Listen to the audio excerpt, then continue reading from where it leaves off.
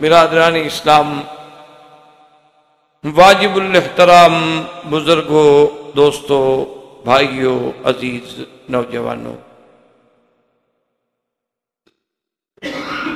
قصص الانبیاء علیہم الصلاۃ والسلام کے ضمن میں دروس سابقہ میں ہم نے سیدنا یوسف علیہ السلام کا قصہ مبارک اس مقام تک پڑھا تھا کہ سیدنا یوسف علیہ السلام کو جب جیل سے رہائی کا، آزادی کا پیغام پہنچا تو آپ نے آنے سے انکار کر دیا، فرمایا کہ جب تک اس مسئلے پر بحث نہ کی جائے جو الزام مجھ پہ لگایا گیا اور نہ کردہ گناہ مجھے جیل میں بھیجا گیا، تو پہلے ان عورتوں کے بارے میں جنہوں نے سازش کی، جنہوں نے مکر کیا کہ نیتیں ان کی کھوٹی اور جیل میں مجھے بھجوا دیا، پہلے میرے دامن کی عزت و عفت کا فیصلہ کیا جائے۔ تحقیق ہو گئی، ان خواتین نے بھی اعتراف کیا اپنے گناہ کا، عزیز مصر کی بیوی زلیخا یا رائیل یا جو بھی نام تھا اس نے بھی اعتراف۔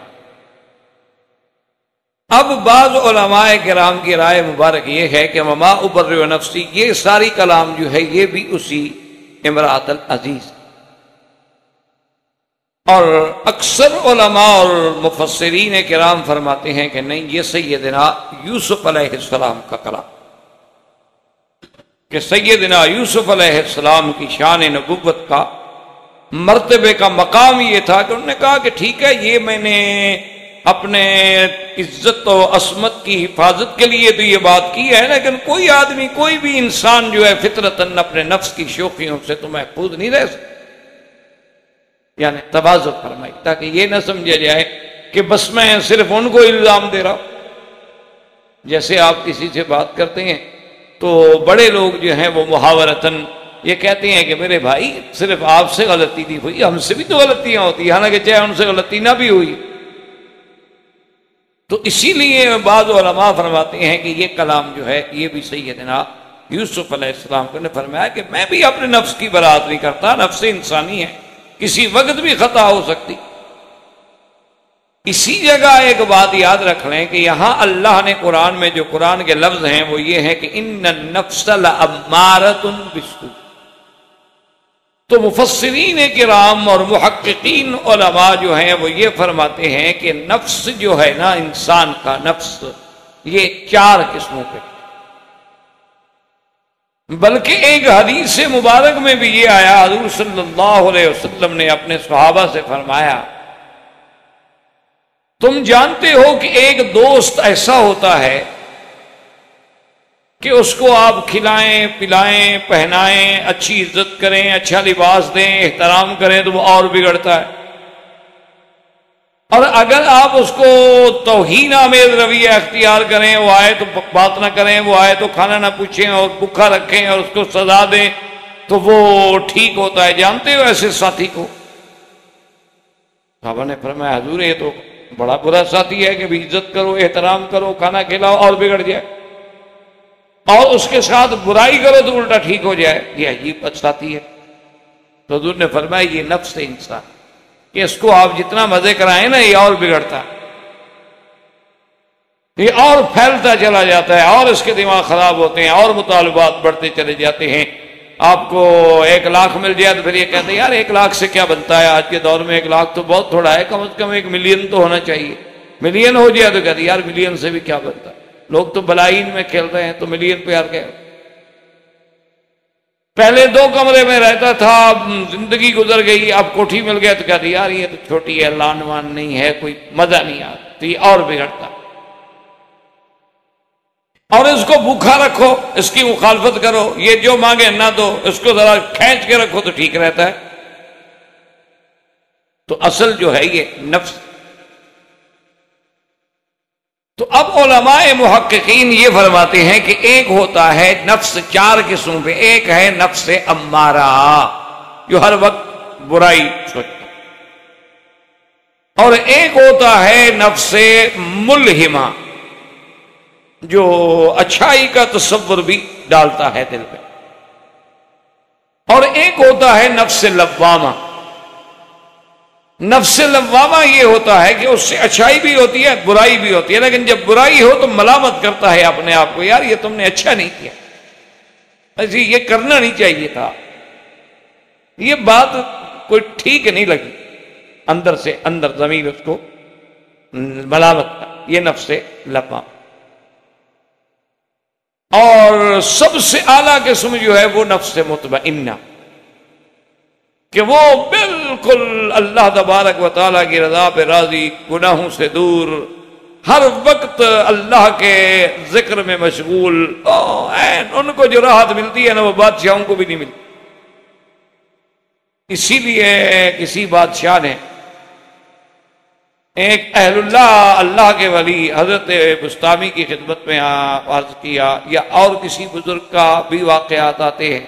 کہ میں چاہتا ہوں کہ آپ کے لیے کچھ جاگیر وغیرہ کا انتظام کر دوں، تو انہوں نے فرمایا کہ تمہاری جاگیروں سے اللہ نے جو ہمیں یہ رات کی جاگیر بخشی ہے نا، صبح و تہجد کے وقت میں اللہ کی یاد کرنے کی، اس جاگیر کا کوئی مقابلہ ہی۔ ابھی آپ تو ماشاءاللہ چونکہ ڈاکٹر حضرات ہیں، ڈاکٹر حضرات آپ کا تو یہ چونکہ یعنی ایک علم ہے آپ کا، اسی سے رات دن واسطہ پڑتا ہے۔ ابھی آپ نے اخباروں میں بھی شاید پڑھا ہوگا کہ ایک نئی تحقیق آئی ہے کہ آدمی اگر اکیلے میں بھی ہو تو وہ ہیلو ہیلو کہتا رہے تو وہ ٹھیک رہتا ہے، ورنہ اس کو یعنی دل کے دورے پڑنے کا امکان کم ہو جائے۔ یہ ابھی جدید لیٹسٹ تحقیق ہے، اور یہی بات ہم پہلے دن سے کہتے ہیں کہ تم اللہ کرو، تم ہیلو ہیلو کیوں کرتے ہو؟ الذین یذکرون اللہ قیاما وقعودا، کھڑے ہو بیٹھے ہو لیٹے ہو ہر حال میں اللہ کا ذکر، اور یہی وہ باتیں ہیں جو اللہ والے سکھلاتے ہیں کہ بھی ہر حال تیری زبان جو ہے رطب بذکر اللہ، تیری زبان پہ ہر وقت اللہ کا ذکر۔ آج اتنی عرصوں کے بعد یہ کفر بھی ماننے پہ آ گیا کہ زبان کی حرکت جو ہے انسان کو محفوظ رکھتی ہے دل کے دورے، اسی لیے آدمی پھر اللہ معاف کرے جب ایسی حالات ہو تو بولنا بند ہو جاتا ہے، اور ٹھیک ہو تو پھر بولنا شروع کرتا ہے۔ اور عام آدمی بھی پوچھتا ہے جی مریض کچھ بول رہا ہے، بولا چلو یار خیر ہے، پھر ٹھیک ہے، پھر بولتا تو ہے نا۔ اور یہی وہ چیز تھی جس کو اللہ نے قرآن میں سمجھایا کہ مومن کا تو یہ کام ہی نہیں کہ وہ غافل ہو، اسی لیے اللہ نے انبیاء کو ایسے دل عطا فرمائے ہیں کہ ان کی آنکھیں تو سوتی ہیں لیکن دل جاگتا ہے۔ اسی لیے اللہ نے قرآن میں فرما دیا تھا الا بذکر اللہ تطمئن القلوب، کہ آپ اگر دلوں کا علاج ڈھونڈنا چاہتے ہیں تو وہ سرجری میں نہیں ہے، وہ اللہ کے ذکر میں، اللہ تبارک و تعالیٰ کی یاد میں۔ بلکہ علماء نے اور بزرگوں نے لکھا ہے کہ مثلا کسی آدمی کو ڈپریشن ہے، پریشانیاں ہیں، تو ایک تو وہی علاج ہے جو آپ کرتے ہیں کہ اسے گولی دے دیں، سلا دیں، یعنی زندہ ہے تو مار دیں، نیند موت ہوتی ہے۔ لیکن اس کے مقابلے پہ آپ دیکھیں قرآن کہتا ہے وَاسْتَعِينُوا بِالصَّبْرِ وَالصَّلَاةِ، آپ فوراً وضو کریں، فوراً 2 رکعت پڑھیں اور 5-10 منٹ بیٹھ کے اللہ کا ذکر کریں، پھر دیکھیں کہ آپ کا وہ ڈپریشن کہاں ہے۔ تو اس لیے بہرحال تو نفس مطمئنہ وہ ہے جس کو قرآن کہتا ہے کہ یا ایتھا النفس المطمئنۃ ارجعی الی ربک راضیۃ مرضیہ، وہ ہے نفس مطمئنہ۔ تو اسی لیے علماء محققین نے فرمایا کہ نفس امارہ، نفس لوامہ، اس کے بعد نفس ملہمہ، اور اس کے بعد نفس مطمئنہ۔ اب حضرت سیدنا یوسف علیہ السلام کی جب تحقیق ہو گئی تو بادشاہ نے کہا کہ بھئی لے آؤ، میرے پاس لے آؤ۔ وقال الملك ائتوني به استخلصه لنفسي فلما كلمه قال انك اليوم لدينا مكين امين۔ حضرت یوسف علیہ السلام مفسرین نے لکھا ہے کہ جب بادشاہ کی دربار میں آئے تو آپ نے عربی میں کلام کیا۔ اچھا بادشاہ بڑی زبانیں جانتا تھا لیکن عربی اور عبرانی نہیں جانتا تھا، تو اب بادشاہ پریشان ہے کہ یہ کون سی زبان ہے، پھر آپ نے عبرانی میں بات کی تو بادشاہ کو عبرانی بھی نہیں آتی۔ بادشاہ نے اب دوسری زبانوں میں جب بات کی تو یوسف علیہ السلام وہ ساری زبانیں جانتے تھے، اس لیے قرآن نے بطور خاص اس بات کا ذکر کیا کہ فلما کلمہ، جب بات کی کیونکہ انسان کا جوہر جو ہے وہ بات سے ہی کھلتا ہے، اور یہ بات ہی ہے جو انسان کو اعلیٰ سے اعلیٰ مقام پہ پہنچا سکتی ہے اور نیچے بھی گرا سکتی ہے۔ اس لیے بولنا جو ہے اس کے بارے میں ہے کہ بڑا آدمی کو، جیسے کہ آپ کے محاورات میں بھی ہے کہ پہلے تولو اور بعد میں بولو، پہلے سوچ لو، وزن کر لو کہ میری زبان سے کیا نکلا۔ اب جب حضرت یوسف علیہ السلام نے بات کی، اور ایک مفسرین کرام نے یہ بھی لکھا ہے، دوسری تفاسیر میں بھی ذکر موجود ہے کہ بادشاہ نے اب بیٹھ کے، آگے قرآن میں بھی آئے گا انشاءاللہ، کہ بادشاہ نے کہا کہ اب ذرا مجھے آپ اچھی طرح بتائیں کہ میرا خواب، اس کی تعبیر اور اس کا حل۔ تو یوسف علیہ السلام نے جب اس کو اس کا خواب بتلایا، اچھا خواب میں وہ کچھ باتیں ایسی بھی تھیں جو بادشاہ نے ذکر نہیں کی تھی، یوسف علیہ السلام نے وہ بھی ذکر کر دی کہ آپ نے خواب جو بتلایا تو بڑا مختصر بتلایا، حالانکہ آپ نے یہ بھی دیکھا تھا اور یہ بھی دیکھا تھا۔ بادشاہ تو اور حیران ہو گیا، اور پھر اس نے کہا کہ حضرت اب اس کا حل کیا؟ کہ 7 سال تو قحط پڑے گا، آپ فرما رہے ہیں، تعبیر دے رہے ہیں، بالکل ٹھیک ہے، حل کیا ہے؟ تو آپ نے فرمایا کہ وہ تو میں نے اسی وقت بھی بتا دیا تھا کہ یہ 7 سال جو شادابی کے ہیں، اس کے اندر جو ہے حفاظت کی جائے اور غلہ جو ہے محفوظ کیا جائے، ہر شہر میں، ہر بستی میں، ہر ملک میں اتنا فیصد غلہ جو ہے وہ آپ محفوظ کر لیں، اتنی چیزیں محفوظ کر لیں، اتنی دالیں محفوظ کر لیں، اتنی اجناس محفوظ کر لیں، تاکہ آنے والے جو 7 سال قحط کے ہیں اس کے اندر ہم اسی کو تقسیم کریں گے۔ تو بادشاہ نے متاثر ہو کے کہا، انہوں نے کہا کہ جی بہرحال یہ ہے کہ جب آپ نے یہ حل بتا دیا یوسف علیہ السلام، تو مہربانی کریں کہ آپ ہی قبول کریں اب اس مسئلے کو، اور کوئی نہیں سنبھالے، آپ مہربانی کریں، ایسے معاملات میں ہمارے ساتھ رہیں۔ تو اب یوسف علیہ السلام نے فرمایا کہ قال اجعلنی علی خزائن الارض انی حفیظ علیم۔ سیدنا موسیٰ حضرت یوسف علیہ السلام نے فرمایا کہ دیکھو بادشاہ، اگر تم مجھے اپنے پاس رکھنا چاہتے ہو تو پھر ایسا کریں کہ یہ زمین کے اور تمام خزائن جو ہیں، زراعت کے اور مالیات کے اور اقتصادیات کے جتنے امور ہیں، پھر یہ میرے سپرد، اور تم مجھے اس میں حفاظت کرنے والا، محفوظ سنبھالنے والا، یہ نہیں کہ نقصان ہوگا، نہ ملک کا، نہ عوام کا، نہ ملت کا کوئی نقصان نہیں ہوگا، حفاظت کرنے والا پاؤ گے، اور علیمن، اور مجھے علم والا بھی پاؤ گے کہ میں اس کو کیسے تقسیم کرتا ہوں اور کیسے سنبھالتا ہوں، انشاءاللہ تم دیکھو گے کہ میں اس کام کے جاننے والا ہوں۔ اب یہاں ایک اشکال علماء نے کیا ہے تفسیروں میں، جس کا مقصد یہ ہے کہ بھئی یہ کہنا کہ میرے اندر یہ صلاحیت ہے اور مجھے رکھ لو، اجعلنی علی خزائن الارض، تو کیا کسی عہدے کا طلب کرنا اسلام میں جائز ہے یا نہیں؟ شریعت اسلام میں، شریعت محمد مصطفیٰ صلی اللہ علیہ وسلم تو یہ ہے کہ جو عہدے کا طالب ہو، آپ نے فرمایا اس کو عہدہ نہ دو، حتیٰ کہ حدیث مبارک میں یہ لفظ بھی آتے ہیں کہ اگر تمہیں قاضی بنایا جائے، یعنی تمہیں حاکم بنایا جائے، مجسٹریٹ بنایا جائے، تو فرمایا کہ اگر تو بغیر تیری محنت کے، طلب کے، کوشش کے تمہیں خود بخود چن لیا گیا، بنا لیا گیا، پھر تو اللہ تیری مدد کریں گے، اور اگر تم خواہش کر کے اس عہدے پہ آنے کی کوشش کرو گے تو پھر تمہاری کوشش کے تمہیں سپرد کر دیا جائے، اور بندے کو جب اس کی سپرد کر دیا جائے، صاف بات ہے وہ تو ناکام ہونا ہی ہونا، اللہ کی مدد ہی نہ رہے۔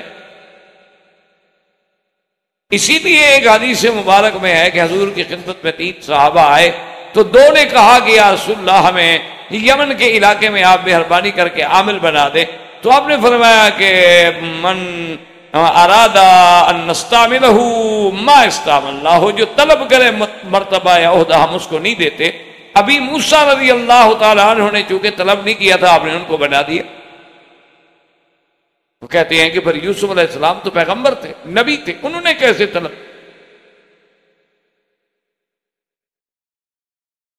تو اس کا جواب جو ہے علماء کرام یہ دیتے ہیں کہ ایک بات تو یہ ہے کہ شریعت یوسف علیہ السلام الگ ہے اور شریعت محمد مصطفیٰ صلی اللہ علیہ وسلم الگ ہے، ہمیں اس شریعت کے احکام سے بحث کرنے کی کیا ضرورت۔ اور دوسرا علماء کرام نے فرمایا کہ یہ جائز اس شریعت میں بھی اور اس شریعت میں بھی جائز ہے جب بندے کو یہ پتا ہو کہ میں اس معاملے میں انشاءاللہ 100% کامیابی کے ساتھ خدمت سر انجام دے سکتا ہوں اور اپنے آپ کو پیش کرے تو کوئی منع نہیں۔ انہوں نے کہا ایسی ہے جیسے آپ کسی کو کہیں کہ یہ میری سرٹیفکیٹ ہیں، میری شہادات ہیں، کوئی ایسا مسئلہ نہیں، آخر آپ بتائیں گے کوئی تو اسباب کی حد تک بات کریں گے۔ ہاں اگر بطور تفاخر، بطور ریا کہ جی میں حفیظ ہوں اور میں جاننے والا ہوں تو وہ جائز نہیں۔ اور یوسف علیہ السلام سے تو کسی تکبر کا کوئی سوال ہی پیدا نہیں ہوتا، وہ تو اللہ کے نبی۔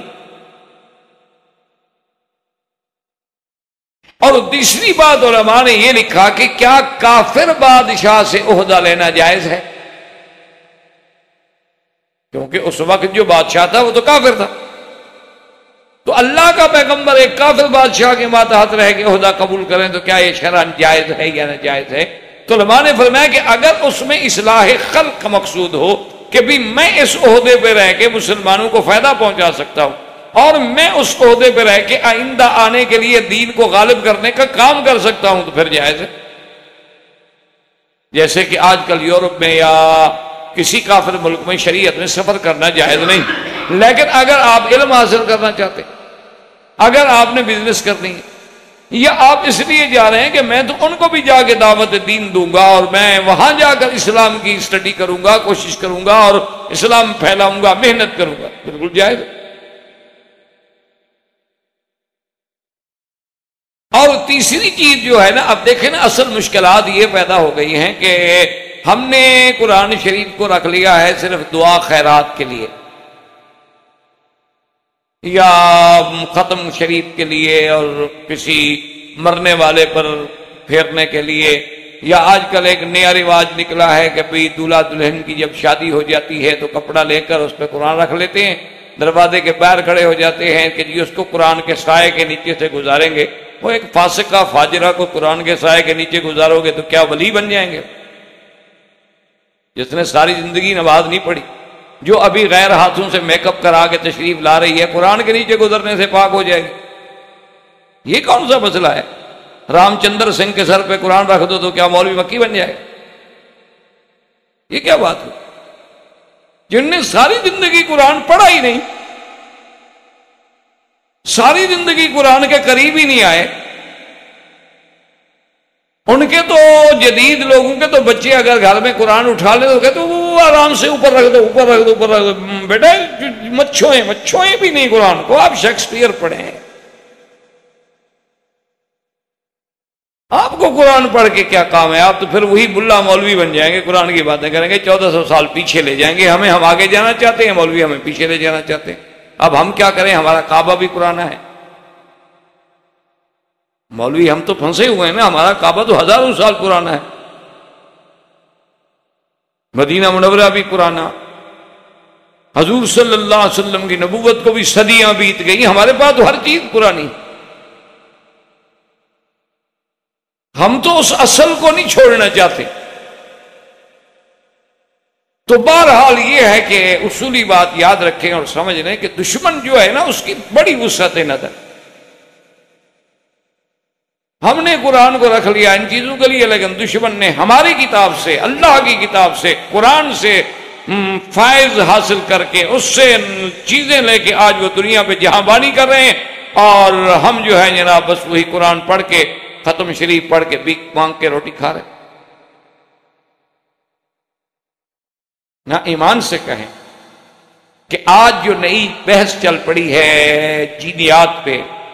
آج جو نئی بحث چل پڑی ہے تخلیق انسانی پہ کہ 10 ملکوں کے سائنسدانوں نے اکٹھے ہو کر انسان کی پیدائش کا مادہ منویہ جو ہے اس کا ڈیٹا بنا لیا ہے، اور وہ دنیا کو جناب چیلنج کر رہے ہیں۔ ایمان سے کہیں قرآن نے تو تمہیں کہا تھا کہ فَلْيَنْظُرِ الْإِنسَانُ مِمَّا خُلِقَ، تم پڑھو، تم غور کرو کہ انسان کس چیز سے پیدا کیا گیا۔ یہ دعوت تو اللہ نے تمہیں دی تھی۔ اس راز کے جاننے والے تو تم بنتے، نہ کہ کافر بنتے۔ ان کی تو کسی کتاب میں ان کو نہیں کہا گیا، نہ تورات میں، نہ زبور میں، نہ انجیل میں۔ اب فَلْيَنْظُرْ کا معنی یہ تو نہیں تھا کہ صرف آپ اس نطفے کو دیکھو، ایک کو معنی ہے، معنی تو تھا کہ تدبر کرو، اس میں غور کرو کہ انسان کو ہم نے کس چیز سے بنایا ہے۔ اچھا، افلا ينظرون الى الابل كيف خلقت، غور نہیں کرتے ہم نے اونٹ کو کیسے پیدا کیا؟ وہی اونٹ تو ہر وقت سامنے ہے۔ اسی طرح آج دیکھیں کہ پوری دنیا سٹار وار اور پوری دنیا پہ جتنے آپ کے سیٹلائٹ ہیں اور جتنی دنیا کی یہ ساری جدید ترقیات ہیں، ایمان سے کہیں فضاؤں سے اس کا تعلق ہے۔ قرآن آپ کو بار بار کہتا ہے کہ وَالسَّمَاءَ بَنَيْنَاهَا بِأَيْدٍ، قرآن آپ کو کہتا ہے أَفَلَمْ يَنظُرُوا إِلَى السَّمَاءِ فَوْقَهُمْ كَيْفَ بَنَيْنَاهَا، قرآن آپ کو کہتا ہے فَارْجِعِ الْبَصَرَ هَلْ تَرَىٰ مِنْ فُطُورٍ، قرآن آپ کو کہتا ہے وَالسَّمَاءِ وَالطَّارِقِ وَمَا أَدْرَاكَ مَا الطَّارِقُ، قرآن آپ کو کہتا ہے کہ وَالسَّمَاءِ ذَاتِ الْبُرُوجِ، قرآن آپ کو کہتا ہے اِذَا السَّمَاءُ انشَقَّتْ۔ یہ سارا وَالسَّمَاء سما سما پورا قرآن میں جو آسمان کی بحث بھری ہوئی ہے، اسی لیے بھری ہوئی ہے کہ تم پڑھ کے خیرات مانگتے رہو۔ اور اگر ہم نے ان آسمانی رازوں کو سمجھنے کی کوشش کی ہوتی تو آج ہم سے دشمن آگے کیسے بڑھ جاتے؟ اگر ہم نے بھی فلکیات پہ اور ہم نے بھی اس راز کو سمجھنے کی کوشش کی ہوتی اور ہمارے دل و دماغ میں بھی اللہ کا قرآن اترا ہوتا جیسے کہ اقبال کے دل و دماغ میں اترا تھا، اسی لیے وہ کہتا تھا نا کہ خیرہ نہ کر سکا مجھے جلوہ و دانش فرنگ، سرما ہے میری آنکھ کا خاک مدینہ و نجم۔ اسی لیے وہ جہاں بھی گیا اس کو کوئی کفر مروب نہیں کر سکتا۔ تو اب دیکھیں کہ قرآن نے کہا ہے نا کہ بھی حضرت یوسف نے فرمایا تھا کہ اجعلنی علی خزائن الارض، کہ وزارت خزانہ میرے حوالے کرو۔ یہود نے سمجھ لیا کہ حکومت اگر قبضہ کرنا ہو تو اصل چیز خزانہ ہے، اصل چیز اقتصادیات، کہ یوسف علیہ السلام نے یہی کنٹرول مانگا اور اس کنٹرول کی وجہ سے پورے مصر کے بادشاہ بن گئے۔ تو اس کا مطلب یہ تھا کہ یوسف علیہ السلام جیسا ذہین فتین اللہ کا پیغمبر چنا ہوا انسان بادشاہ کو یہ تو نہیں کہہ رہا کہ جی چلو آپ مہربانی کر کے مجھے ہوم منسٹر لگا دیں، وزارت داخلہ دے دیں، خارجہ دے دیں۔ انہوں نے کہا نہیں، اجعلنی علی خزائن الارض، داخلہ خارجہ تو تب مضبوط ہوگی پہلے گھر میں روٹی بھی ہوگی، جب گھر میں روٹی نہ ہو تو کیا داخلہ تو کیا خارجہ۔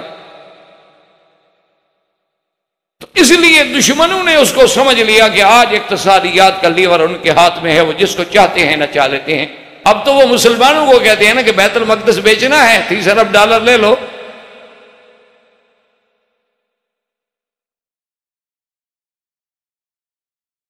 کھل کے بات کر رہے ہیں، وہ کوئی چھپی ہوئی بات تو نہیں کر رہے، کیونکہ پہلے بھی تو زمینیں آپ نے پیسے لے کے ان کو دی ہیں۔ مسلمان کا کیا ہے؟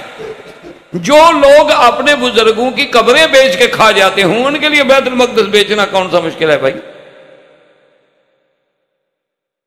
اس لیے اللہ تبارک و تعالی رحمت فرمائے۔ تو اصل بات یہ ہے کہ اللہ کے قرآن کو دشمن نے تو سمجھنے کی کوشش کی اور وہ اسی سے نسخے لے کر آج جہاں بانی پہ پہنچ گیا، اور ہم صاحب قرآن ہو کر بھی قرآن کو نہ سمجھے۔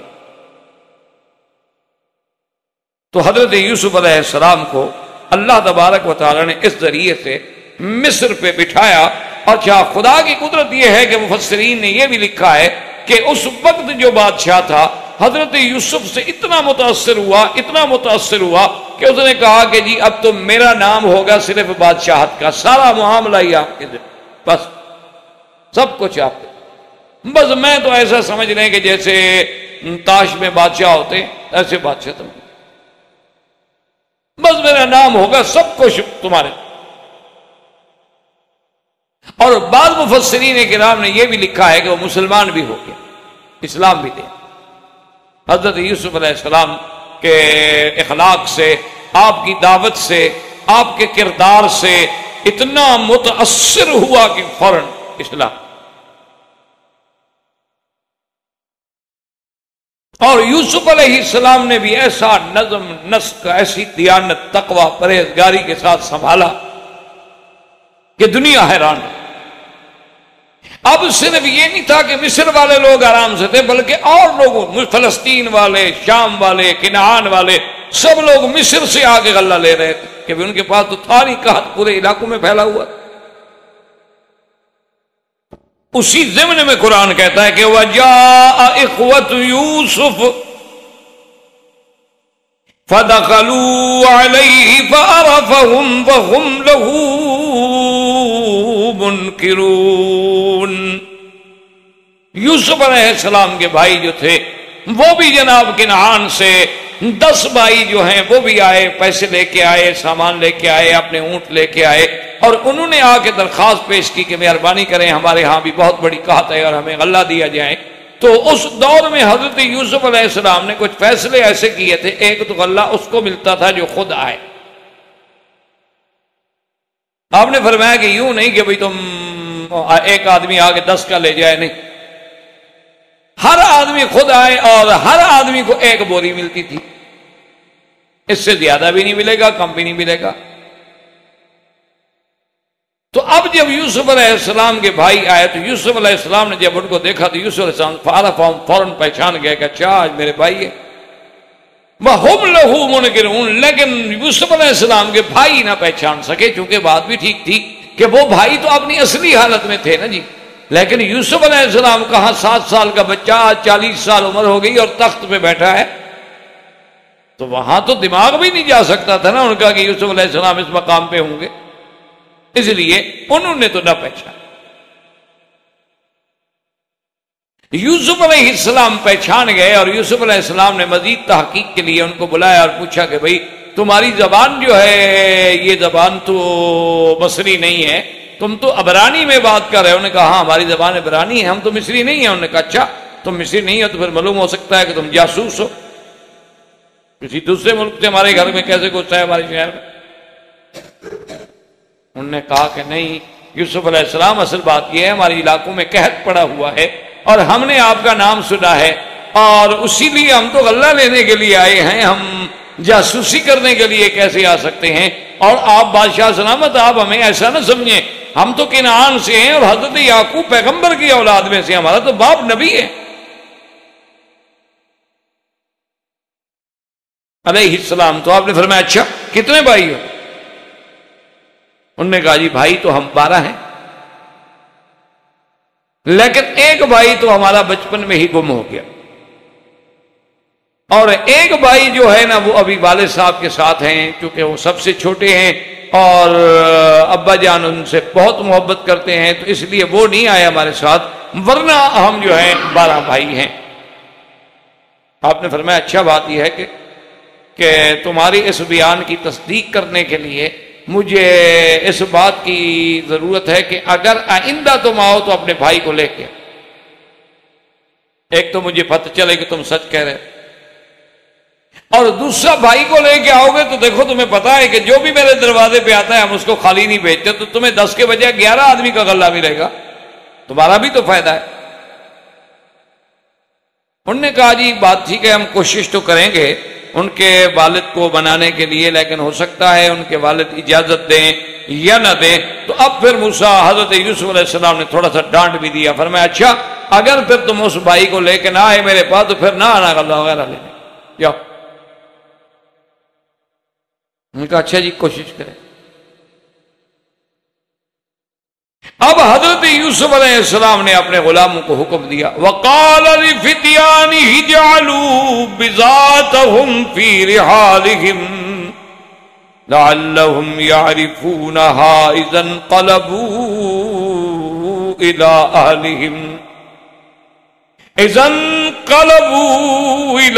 أَهْلِهِمْ لَعَلَّهُمْ يَرْجِعُونَ۔ اب یوسف علیہ السلام جان تو گئے کہ میرے بھائی ہیں، تحقیق بھی مکمل ہو گئی، آپ نے حکم دیا کہ کچھ ان کے جو پیسے ہیں وہ کسی چیز میں لپیٹ کے گندم میں ڈال دو، واپس کر دو۔ حضرت یوسف علیہ السلام کا منشا یہ تھا کہ اس طریقے سے ہو سکتا ہے یہ اصل بات تک پہنچ جائیں،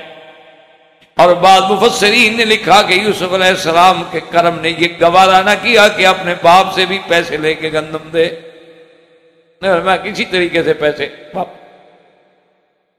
اور دوسرا، یوسف علیہ السلام یہ بھی سمجھتے تھے کہ اگر پیسے نہ ہو سکتا ہے پھر غلہ لینے ہی نہ آئے، پیسہ ہی نہیں تو کیا لینے آئیں گے بیچارے،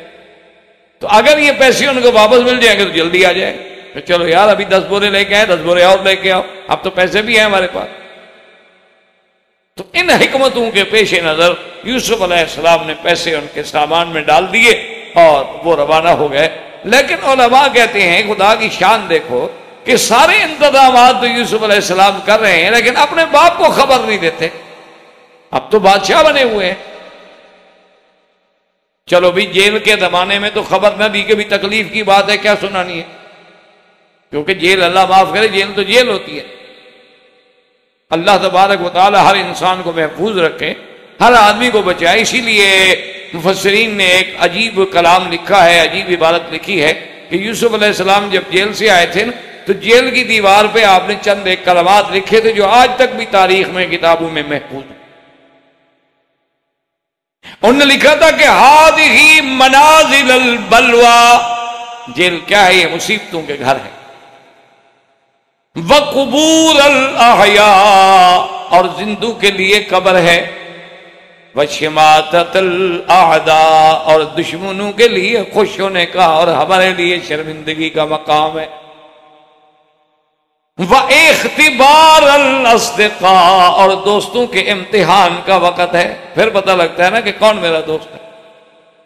ایسے تو ہر آدمی کہہ دیتا ہے نا دوستوں، جب آدمی کے پاس عہدہ نہ رہے، عزت نہ رہے، تکلیف میں پڑا ہو، پھر کوئی ملنے جائے تو پتہ لگے نا کہ دوست ہے۔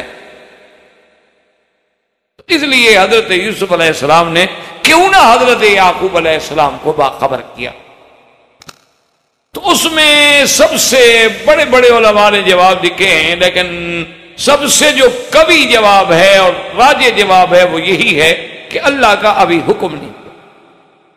کیونکہ یوسف علیہ السلام بھی نبی ہیں اور نبی کوئی بات نہیں کر سکتا جب تک اللہ وحی میں حکم نہ دے۔ تو ابھی وہ مدت امتحان یعقوب ختم نہیں ہوئی تھی، اس لیے جب تک اللہ حکم نہ دے کیسے یوسف علیہ السلام خبر کریں؟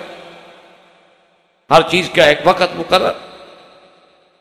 اب جناب جب وہ واپس آ گئے اپنے والد کے پاس، فَلَمَّا رَجَعُوا إِلَىٰ أَبِيهِمْ قَالُوا يَا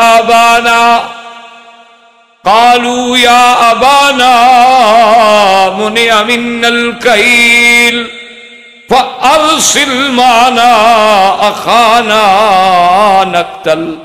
وَإِنَّا لَهُ لَحَافِظُونَ۔ آگے کہنے لگے کہ مہربانی کریں آپ ہمارے ساتھ بھائی بنیامین کو بھیجیں، ایک تو اس کے حصے کا ہمیں غلہ بھی ملے گا اور باقی فکر نہ کریں، ہم ان کی پوری پوری حفاظت کریں گے۔ حضرت یعقوب علیہ السلام تو دل میں بڑے جلے ہوئے تھے، انہوں نے فرمایا کیسے اعتبار کر لوں، جیسے یوسف کی حفاظت کی، اس کو بھی تو تم لے گئے تھے نا، کہتے تھے کہ ہم حفاظت کریں گے، جیسے تم نے کیا حفاظت کرنی ہے؟ اس لیے فرماتے ہیں قال هل آمنكم عليه الا كما امنتكم على اخيه من قبل فالله خير حافظا وهو ارحم الراحمين۔ اب جناب جب انہوں نے سامان کھولا تو دیکھا تو پیسے بھی پڑے، انہوں نے کہا ابا جان دیکھو اب زمانے ہوئی، اب تو ہم کچھ نہیں چاہتے نا، پیسہ بھی موجود ہے اور مہربانی کریں بس بنیامین کو ہمارے ساتھ بھیج دے، مہربانی کر کے ہم لیں۔ آپ نے فرمایا کہ ہاں میں یہ کر سکتا ہوں کہ تم پہلے میرے ساتھ وعدہ کرو، عہد کرو اور قسم کھا کے یقین دلاؤ کہ تم پوری بنیامین کی حفاظت کرو گے۔ ہاں یہ الگ بات ہے کہ کسی ایسی مصیبت میں مبتلا ہو جاؤ کہ تم بے بس ہو جاؤ، اگر یہ وعدہ کرو تو پھر تو ہو سکتا ہے، ورنہ اب میں بنیامین کو بھی بھیج دوں، پہلے میں یوسف علیہ السلام کے فراق میں رو رہا ہوں اور ایک میرے ساتھ ایک بچہ ہے اس کو بھی بھیج۔ تو سب نے کہا کہ جی بالکل آپ فکر نہ کریں، آپ ہم سے ہر حال میں عہد لیں، ہم ہر حال میں قسم کھائیں گے، کیونکہ ایک ہمارے لیے بڑی توہین کی بات ہے یا تو ہم بالکل مصر میں نہ جائیں، اور اگر جائیں بغیر بھائی کے تو یوسف علیہ السلام کا تو خیر ان کو پتہ نہیں تھا بادشاہ ہے مصر کے سامنے جھوٹے بنے، اور پھر اس نے کتنا بڑا احسان کیا ہے کہ ہماری چیز پیسے بھی واپس کر دی اور غلہ بھی ہمیں دے دیا، اور ابا جان اتنا بڑا ہمارا خاندان ہے، یہ 10 بوریاں کیا کریں، اور بادشاہ اتنا مہربان ہوا ہے تو ہم اور زیادہ لے آئیں۔ تو ابا جان نے اجازت دے دی، لیکن یہاں پر انہوں نے ایک بات کہی، وَقَالَ يَا بَنِيَّ لَا تَدْخُلُوا مِن بَابٍ وَاحِدٍ وَادْخُلُوا مِنْ أَبْوَابٍ مُتَفَرِّقَةٍ وَمَا أُغْنِي عَنْكُمْ مِنَ اللَّهِ مِنْ شَيْءٍ إِنِ الْحُكْمُ إِلَّا لِلَّهِ عَلَيْهِ توکلت وعلیہ فلیتوکل المتوکلون۔ حضرت یعقوب علیہ السلام نے فرمایا کہ اگر جاتے ہو تو پھر ایک بات یاد رکھو کہ جب ملک مصر میں پہنچ جاؤ تو پھر ایک دروازے سے داخل نہ ہونا بلکہ مختلف علاقے۔ اس کی وجہ کیا؟ علماء نے لکھا ہے وجہ یہ تھی کہ 11 بھائی ہوں اور خوبصورت ماشاءاللہ اور کٹھے جا رہے ہوں تو لازمی بات ہے کہ لوگوں کی نظریں اٹھیں گی، اور ہو سکتا ہے کہ بیٹے نظر بد کا شکار ہو جائیں، کیونکہ نظر بد جو ہے وہ حق ہے۔ حضور صلی اللہ علیہ وسلم نے بھی فرمایا العین حق، کہ نظر جو ہے وہ لگتی، حتیٰ کہ محاورات عرب میں بھی یہ کلام موجود ہے کہ نظر بد جو ہے ایسی چیز ہے کہ بندے کو قبر میں پہنچا دیتی ہے اور اونٹ کو دیگچی میں پہنچا دیتی ہے، یعنی ایسی بلا ہے کہ بندے مر بھی جاتے۔ اچھا، اب جدید جو ریسرچ ہے وہ یہ بھی کہتے ہیں کہ بعض انسان کی نظروں میں ایسا سمیات کا ایسا زہریلا میدہ ہے کہ وہ اس کی نظروں کے ساتھ دوسری کی طرف منتقل ہوتا۔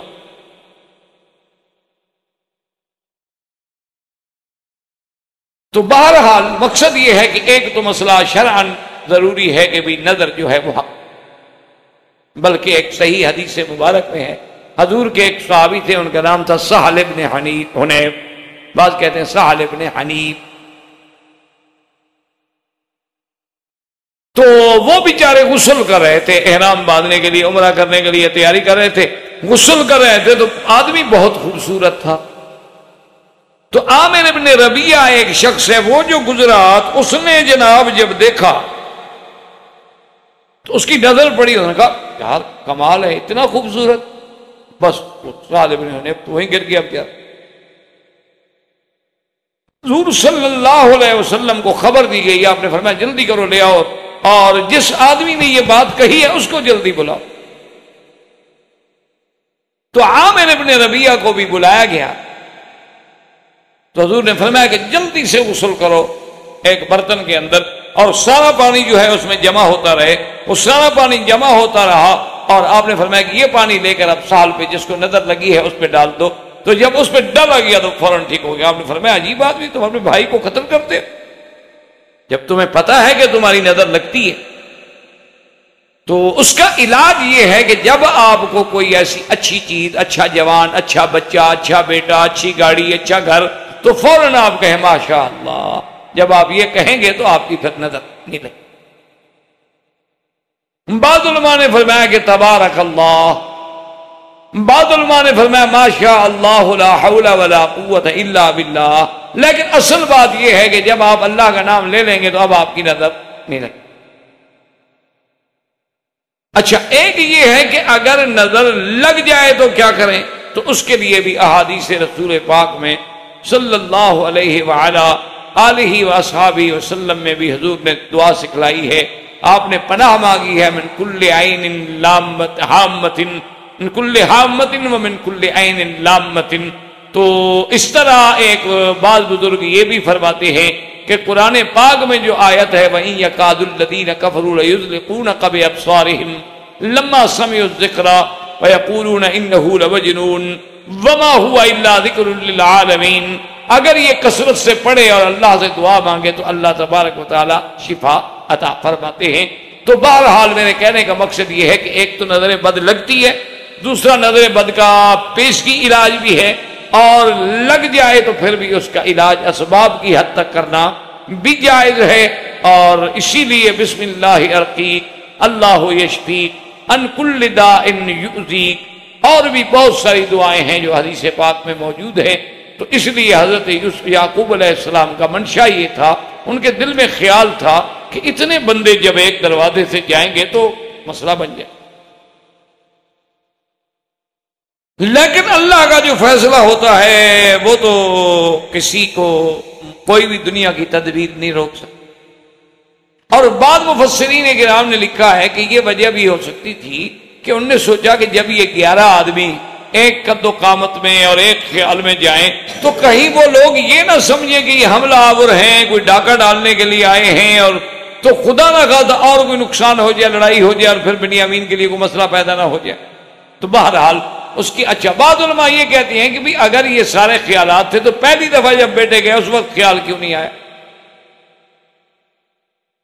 حالانکہ یہ بیٹے تو پہلے بھی جا چکے ہیں، غلہ لے کے آ چکے ہیں، اس وقت تو ان کو آپ نے نہیں کہا تھا کہ ایک دروازے سے داخل نہ ہوں۔ اس کی علماء نے حکمت بیان فرمائی، انہوں نے کہا اصل وجہ یہ ہے کہ اس دفعہ تو بنیامین تھا، تو حضرت کو خیال آیا کہ انہوں نے یوسف کے مسئلے میں بھی خیانت کی تھی، اب بنیامین کے مسئلے میں بھی کوئی بہانہ نہ بنائے۔ وہاں کہا تھا نا کہ بھیڑی آ کے لے گی، آپ کہیں گے جی ہم کٹھے جا رہے تھے ہمیں پکڑ لیا، کہا بھائی کٹھے نہ جاؤ بابا، رہتا جاؤ، آگے جا کے کٹھے ہو جاؤ۔ اور دوسری بات یہ ہے کہ جب آدمی پہلی دفعہ آئے تو کوئی توجہ نہیں کرتا، لیکن جب تعارف ہو گیا کہ یعقوب علیہ السلام پیغمبر کے بیٹے ہیں اور ایک ہی باپ کے 12 بیٹے ہیں، تو یہ بات تو اب مصر میں مشہور ہو گئی، اب جائیں گے تو ہر آدمی دیکھے نہیں، کوشش کرے گا۔ اس لیے حضرت یعقوب علیہ السلام نے ان کو تعلیم دی۔ اب جناب وہ سارے کے سارے اپنے بھائی کو لے کے آئے۔ وَلَمَّا دَخَلُوا عَلَى يُوسُفَ آوَى إِلَيْهِ أَخَاهُ قال انی انا اخوک فلا تبتئس بما كانوا يعملون۔ اب جب یوسف علیہ السلام کے دربار میں پہنچے تو آپ نے طریقے سے بنیامین کو بلایا اور تخلیے میں لے گئے اور فرمایا کہ بنیامین مت گھبراؤ، میں تمہارا بھائی یوسف تو ہوں۔ تو بنیامین نے دیکھا اب تسلی کہ ہاں بھائی یہ تو یوسف، کیونکہ اس وقت بنیامین اور بہت چھوٹے ہوئے، سب سے چھوٹے۔ انہوں نے کہا بالکل نہ گھبراؤ، اب الحمدللہ اللہ نے مجھے بادشاہ بنایا ہے اور پھر تم میرے پاس پہنچ چکے ہو۔ اس نے کہا اب جب اللہ نے ملا دیا ہے تو اب تو پھر میں واپس جانا نہیں چاہتا، مجھے روک لیں۔ انہوں نے کہا یہ چونکہ میرا نام جو ہے یہاں عدل، انصاف، تقوی، کریم ہونے سے، رحم دل ہونے سے معروف ہے، اور اگر میں روکتا ہوں یہ تو اللہ جانتا ہے تم میرے بھائی ہو، لیکن عام لوگوں کو تو پتہ نہیں ہوگا کہ میں بھائی کو روک رہا ہوں، اور ابھی کھل کے بتلانے کا وقت نہیں آیا، اللہ کا حکم نہیں۔ تو نے کہا کہ اچھا میں کوئی سوچتا ہوں، کوئی تدبیر کرتا ہوں۔ تو انہوں نے تدبیر یہ فرمائی، اور یہ تدبیر جو ہے کہ بھئی اپنا ان کا ایک برتن تھا، بعض علماء کہتے ہیں کہ اس سے پانی پیا کرتے تھے، اور وہ اس زمانے میں بڑا قیمتی قسم کا برتن تھا، اور بعض کہتے ہیں کہ نہیں وہ پانی کے لیے برتن نہیں تھا بلکہ اسی سے وہ اپنا غلہ جو ہے بھر بھر کے پیمائش کی جاتی تھی۔ پہلے دور میں آپ نے دیکھا ہوگا وزن نہیں ہوتے تھے، وہ لکڑی کے ایسے بنے ہوتے تھے، اسے بھر بھر کے آدمی دیتے تھے کہ یہ اتنی گندم ہو گئی، بھئی اتنی فلاں چیز ہو گئی، تو وہ سکھایا تھا۔ فَلَمَّا جَهَّزَهُمْ بِجَهَازِهِمْ جَعَلَ السِّقَايَةَ فِي رَحْلِ أَخِيهِ ثُمَّ أَذَّنَ مُؤَذِّنٌ أَيَّتُهَا الْعِيرُ إِنَّكُمْ لَسَارِقُونَ قَالُوا وَأَقْبَلُوا عَلَيْهِمْ مَاذَا تَفْقِدُونَ قالوا نفقد سواء الملك ولمن جاء به حمل بعير وأنا به زعيم قالوا تالله لقد علمتم ما جئنا لنفسد في الأرض وما كنا سارقين۔ اب جب ان کو سامان دیا گیا، ان کو غلہ دیا گیا، ساری چیزیں دی گئیں، تو روایات میں آتا ہے تفصیل کہ یوسف علیہ السلام نے اپنے ملازمین کو سکھلایا کہ جب ان کو تم بھرائی کرو نا تو اس میں ذرا یہ برتن بھی ڈال دیں، اب بہت سارے لوگ کہتے ہیں کہ جی اللہ کے نبی نے یہاں بڑے اشکال پیدا ہوئے ہیں ان آیات مبارک میں۔ ایک تو اشکال علماء نے یہ بھی کیا ہے کہ بھئی آخر یعقوب علیہ السلام اللہ کے نبی ہیں، جب وہ دیکھ چکے ہیں کہ میرے بیٹے ایسے ہیں کہ یوسف علیہ السلام کو لے گئے اور پھر آگے جھوٹ بولا اور کپڑوں پہ جھوٹا خون لگا کے لے آئے اور یوسف علیہ السلام کو جا کے انہوں نے کنویں میں ڈال دیا، پھر یوسف علیہ السلام کو جا کے بیچ دیا، تو جب اولاد اس مقام پہ پہنچ جائے کہ بھئی ایک بھائی کو جا کے بیچ دے اور بثمن بخس، بالکل یعنی بے ذکر چیزوں، بعد نے کہا کھوٹے پیسوں میں بیچ دیا، تو جب اتنے بڑے جرائم کر چکے تھے پھر انہی کو یعقوب علیہ السلام دوبارہ اپنا دوسرا بیٹا بھی دے کے بھیج رہے ہیں اور ان کو گھر سے بھی نہیں نکالا، اور وہی لوگ ہیں جو غلہ لے کے غلہ لینے کے لیے بھی جا رہے ہیں، پھر آئے پھر جا رہے ہیں، تو آخری یعقوب علیہ السلام نے ایسے لوگوں کے ساتھ ایسا معاملہ کیوں کیا؟ تو اس کا راجح جواب یہ ہے، ویسے تو علماء نے بڑے جواب لکھے ہیں اور اس پہ بڑی بڑی کتابیں اور بڑی بڑی تفاصیل ہیں، لیکن موٹی بات یاد رکھیں کہ اصول یہ ہے کہ اولاد جتنی بری ہو جائے اگر امید اصلاح باقی ہے تو پھر اس کو دور نہیں کرنا چاہیے، ورنہ اس سے اور برائی کا امکان ہو سکتا ہے، اچھائی کا امکان نہیں ہوتا۔ یعنی فقہا کے نزدیک اب یہ مسئلہ یہ ہو گیا کہ انسان ہے، اس کی اولاد ہے، اپنے ہاتھ میں کون کہتا ہے میری اولاد بری ہو؟ لیکن یہ تو اللہ کے ہاتھ میں ہے، چاہے تو بری کی اولاد کو اچھا کر دے، اچھوں کی اولاد کو برا کر۔ لیکن اگر اولاد ہے یا بھائی ہے یا رشتہ دار ہیں وہ برے، لیکن آپ کو توقع ہے کہ میں اگر لگا رہا کوشش کرتا رہا تو ہو سکتا ہے ان کی اصلاح ہو جائے، تو پھر آدمی کو تعلق نہیں توڑنا۔ اسی لیے یعقوب علیہ السلام نے اپنا تعلق نہیں۔ اور دوسری بات یہ ہے کہ حضرت یوسف علیہ السلام نے جب اپنے ملازمین کو یہ سکھلایا کہ بھئی برتن جو ہے ان کے غلے میں ڈال دیں، اور جب یہ قافلہ نکل جائے اور مصر سے باہر نکلے نا، پھر جا کے پکڑیں ان کو کہ کہیں بھی یہ تم چوری کر کے جا رہے۔ تو اب اس پر بھی بہت ساری تفاصیل ہیں کہ بھی یوسف علیہ السلام بھی تو نبی ہیں، اب تو 40 سال ہو گئے، نبوت بھی مل چکی ہے، تو یوسف علیہ السلام نے آخر ایسی بات کیسے کی کہ خود برتن ڈال دیں اور خود ان کو کہیں کہ تم چور ہو؟ اور پھر باقاعدہ، چونکہ ملازموں کی کیا ضرورت ہے کسی کو جا کے کہیں کہ تم چور ہو، وہ تو حضرت یوسف علیہ السلام کے کہنے سے ہی کہہ رہے ہیں نا، جیسے قرآن کہتا ہے کہ انہیں جا کے کہا ٹھہرو ٹھہرو انکم لسارقون، تم تو چور ہو۔ اچھا، بعض علماء کہتے ہیں کہ اصل میں انہوں نے یہ کہا تھا کہ یہ بھی تو چوری تھی نا کہ یوسف کو باپ سے چرا کے لے گئے، کنویں میں ڈال کے بیچا ہے، اس سے بڑی کوئی چوری ہے؟ انہوں نے کہا تو ٹھیک کہ انکم لسارقون، چور تو ہو، چلو اب نہ صحیح، پہلے تو چوری کر چکے ہو نا، اطلاع کے سارے کو کرنے کا تو جائز ہے، لیکن اصل بات جو ہے وہی ہے جس کا ذکر قرآن میں ہے کہ یہ سب کچھ جو بھی یوسف علیہ السلام کر رہے ہیں یہ اللہ کے حکم سے کر رہے ہیں، اللہ تبارک و تعالیٰ کے فرمان سے کر رہے ہیں، اللہ تبارک و تعالیٰ کی عطا کردہ تعلیم سے کر رہے ہیں۔ جب خود قرآن کہتا ہے کہ کذالک کدنا لیوسف، ہم نے تو یوسف کو یہ سکھلایا، یہ خفیہ طریق جو ہے ہم نے تو سکھلایا یوسف علیہ السلام۔ تو جب یوسف علیہ السلام یہ تمام معاملات اللہ تبارک و تعالیٰ کے حکم پہ کریں تو پھر یوسف علیہ السلام کے ذمے اتنی لمبی چوڑی بحثیں لانے کی ضرورت کیا ہے کہ ہم کہیں کہ جی نبی ہو کہ آپ نے ایسا کیوں کیا، اور پھر ان کا برتن کیوں ڈالا گیا، پھر ان کو کیوں آوازیں دی گئیں کہ تم چور ہو، اور وہ تو چور نہیں تھے بیچارے، وہ تو صاف دامن تھے، ایسے الزام ان پہ کیوں لگایا گیا؟ تو یہ ساری ایک اللہ کے فیصلے تھے، اللہ کی حکمتیں تھی، اور اللہ تبارک و تعالیٰ کی قدرت کا جب فیصلہ اور اللہ جس بات کا حکم دے دے تو وہ بات پھر اللہ کا حکم ہو گیا، وہ جائز نہ جائز ہونے کی تو بات ہی ختم ہو گئی۔ جب ایک ترکیب خود خدا آپ سکھلاتے، اسی لیے علماء نے کہا ہے، ہمیشہ یاد رکھیں کہ اس کو کہتے ہیں ہیلا، اس کو اصطلاح میں کہا جاتا ہے ہیلا، اور بڑی بڑی کتابوں میں آپ جب پڑھیں گے تو کتاب الحیل، یعنی حیل پر، حیلوں پہ مشتمل باب باندھے جاتے ہیں، اور خاص طور پہ ہمارے حنفی حضرات جو ہے نا جی علماء احناف، ان کو تو اکثر علماء اسی بات کا بہت بڑا تانا دیتے ہیں کہ یہ حنفی تو ہیں ہیلے باز لوگ، یہ تو ہر بات میں کوئی نہ کوئی ہیلا نکال ہی دیتے ہیں۔ کیونکہ کچھ واقعات کتابوں میں ایسے ملتے ہیں جس کی بنا پر دوسرے حضرات کو یہ بات کہنے کا موقع مل جاتا ہے کہ جیسے ایک آدمی نے قسم کھائی تھی کہ میں آج رات جنت میں سوؤں گا، تو کیسے سوئے؟ کسی عالم نے کہا کہ تم مدینہ شریف چلے جاؤ اور ریاض الجنہ میں جا کے سو جاؤ، ٹھیک ہے تمہاری قسم پوری ہو گئی۔ اس نے کہا بات تو ٹھیک ہے، لیکن میں آج مدینہ منورہ کیسے پہنچوں؟ حضرت ابو حنیفہ رحمۃ اللہ علیہ کی خدمت میں آئے، انہوں نے پوچھا کہ اچھا حل من ابواک حی، تمہارے ماں باپ میں کوئی زندہ ہے؟ اس نے کہا میری ماں زندہ ہے۔ فرمایا بس اس کے قدموں میں جا کے لیٹ جاؤ، بس قسم پوری ہو گئی، کیونکہ الجنت تحت اقدام الامہات، کہ ماؤں کے قدموں کے نیچے تو جنت ہوتی ہے، بس بات ٹھیک ہے۔ جس پیغمبر نے کہا روضۃ من ریاض الجنہ، اسی نے یہ بات فرمائی۔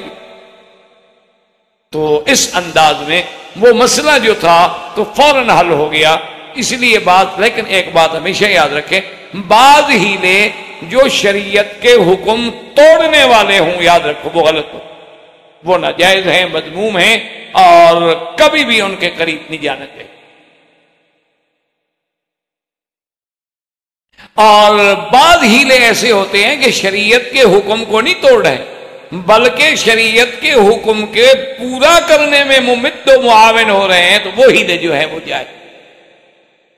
جیسے بعض لوگ کرتے ہیں نا جی کہ اپنا زکوٰۃ سے بچنے کے لیے کہ زکوٰۃ تو سال پورا ہو تو پھر ہی دینی پڑے گی نا، تو 11 مہینے گزرے تو اپنے اکاؤنٹ سے پیسے نکال کے بیوی کے اکاؤنٹ میں ڈال دیا، میرا تو سال نہیں گزرا۔ پھر جب اس کا سال گزرنے کے لیے آیا تو بیوی نے نکال کے میرے اکاؤنٹ میں ڈال دیے، تو سال کسی پہ گزرنے ہی نہیں دیتے، نہ سال گزرا نہ زکوٰۃ دی۔ اچھا ایک ہمارے دیہات میں سنا تھا، ایک مولوی صاحب تھے، مولوی تو نہیں تھے یعنی بیچارے، داڑھی والا مولوی بن جاتا ہے نا، تو وہ زکوٰۃ جو نکالتے ان مثلاً زکوٰۃ اس زمانے میں 400-500 روپے زکوٰۃ بنتی تھی، 400-500 روپے اس دور میں بڑی بات ہوتی، تو وہ کیا کرتے کہ ایک بوری گندم کی، وہ بھی زکوٰۃ، اس گندم کی بوری میں جناب وہ زکوٰۃ والے پیسے پلاسٹک وغیرہ کسی چیز میں باندھ کے چھپا دیتے، اور کسی غریب کو بلاتے کہتے بھئی یہ گندم کی بوری جو ہے نا یہ زکوٰۃ کی ہے، لے جاؤ، یہ بوری تمہاری، اور اس میں جو کچھ ہے وہ بھی تمہارا۔ وہ کچھ ٹھیک ہے، اچھا وہ کہتا کہ جناب یہ 2.5 من اس میں گندم ہے، اب 2.5 من گندم کیسے میں اٹھا سکتا ہوں؟ تو آپ مجھے موقع دیں کہ میں جا کے کوئی سواری لے آؤں، کل میں کوئی لے آؤں گا، کوئی ریڑھی شیڑھی لے آؤں گا، تو پھر اس کو لے جاؤں گا، 2.5 من کی بوری سر پہ اٹھا کے میں جا نہیں سکتا۔ تو کہتے ٹھیک ہے۔ اب جب وہ جانے لگتا تو اس کو پھر بلا لیتے، کہتے اچھا بھائی ادھر آؤ، بات سنو یار، تم ریڑھی لے کے آؤ گے اور تمہارا دیکھو گھر کتنا دور ہے، پھر تم لے، آج کل گندم کا کیا بھاؤ ہے؟ اس نے کہا جی 100 روپے من۔ نے کہا 2.5 من کے کتنے پیسے ہو گئے؟ اس نے کہا 250 روپے۔ نے کہا تمہیں 250 مجھے بیچ دو، 250 لے لو، وہاں جا کے گندم خرید لینا، خام خواہ اٹھائے پھر ہو گئے۔ تو اس کو فقیر کو بھی آسانی ہو گئی، اس نے کہا یار ٹھیک ہے، بجائے اس کے کہ 2.5 من کی بوری اب ریڑھی لے آؤ لے جاؤ، پتہ نہیں پھر گندم کیسی ہے، ریٹ صحیح لگتا ہے نہیں لگتا ہے، تو شریف آدمی مجھے 100 روپے من کے حساب سے پیسے دے رہا ہے، وہ پیسے لے کے چل گیا۔ اس نے کہا اچھا اب یہ آپ نے مجھے بیچ دیا، اپنے ہاتھ سے میرے سپرد کرو تاکہ تملیغ اور ملک اور قبضہ سب مکمل ہو جائے۔ وہ دے گیا، چل گیا۔ اس نے کہا میں نے تو ساری زکوٰۃ دے دی تھی، اب واپس دے گیا تو میں کیا کروں؟ تو یہ ہیل جو ہے یہ حرام۔ ایک بات کیا، ایسے ہیلے کرنا جو ہے یہ حرام، لیکن ایسا ہیلا کہ جس میں شریعت اسلام کے قوانین نہ ٹوٹے، یاد بلکہ اسلام کے قانون میں اس کو راستہ دیا جائے۔ اب دیکھیں نا جی، ایک آدمی نیا نیا مسلمان ہو اور کوئی ایسا مسئلہ پیدا ہو جائے کہ آپ اگر اس پر وہ سختی نافذ کرتے ہیں تو وہ اسلام سے بھاگتا ہے، تو وہاں ایسے مواقع پر پھر ہیل کا استعمال کیا جاتا ہے تاکہ ایک بڑے گناہ سے بچنے کے لیے ہم جو ہے ہیلا کر کے اس طریقے سے نکل جائیں اور اللہ کے رسول کا فرمان بھی نہ ٹوٹے، یہ بھی شرط ہوتی ہے۔ تو اس لیے اللہ پاک نے فرمایا کہ کذالک کدنا لیوسف، ہم نے خود یہ یوسف علیہ السلام کو ترکیب سکھلا دی کہ بھی ان کے سامان میں برتن رکھ دو، پھر جب یہ پکڑے جائیں گے تو نکلے گا بنیامین۔ اور قاعدہ ان کے قانون میں یہ تھا کہ بھی جس کے مال سے چیز نکلے یعنی چوری برآمد ہو جائے اس کو آپ پکڑ کے روک سکتے ہیں۔ مقصد تو بنیامین کو روکنا تھا، اور بنیامین کا روکنا تو جائز تھا نا، بنیامین تو بھائی ہے نا یوسف علیہ السلام کا، یعنی ایک جائز چیز کو حاصل کرنے کے لیے تھوڑی بات ایسی ظاہراً نظر آ رہی ہے، ورنہ اصل مقصد یوسف کا کیا ہے کہ بھائی کو حاصل کرے۔ اچھا بھائی کو ان لوگوں سے بچائیں جنہوں نے یوسف کو بیچ دیا تھا. تو یوسف علیہ السلام تو اچھا کر رہے ہیں، کوئی برا کام تو نہیں کر رہے. اور بنیامین کی بھی یہ خواہش ہے کہ بھائی جان اب اللہ نے ملایا، میں نہیں جانا چاہتا ان کے ساتھ. ان کا کیا اعتبار ہے کہ آپ کو بیچ گئے مجھے چھوڑ دیں گے؟ اس لیے ہمیشہ یاد رکھیں یہ چیزیں جو ہیں، تو ورنہ اللہ کے نبی ایسی بات نہیں کر سکتے جو اللہ یا اللہ کے احکام کے خلاف ہو. وآخر دعوانا ان الحمد للہ رب العالمین.